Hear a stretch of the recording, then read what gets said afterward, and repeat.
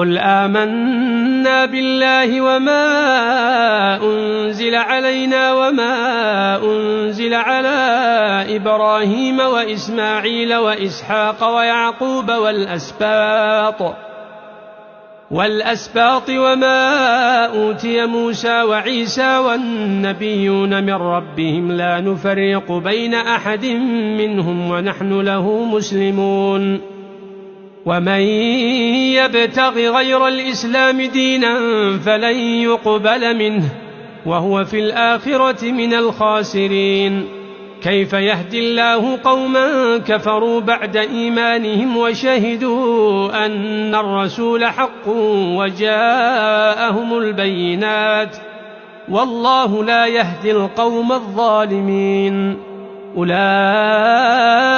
جزاؤهم أن عليهم لعنة الله والملائكة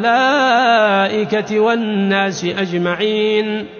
خالدين فيها لا يخفف عنهم العذاب ولا هم ينظرون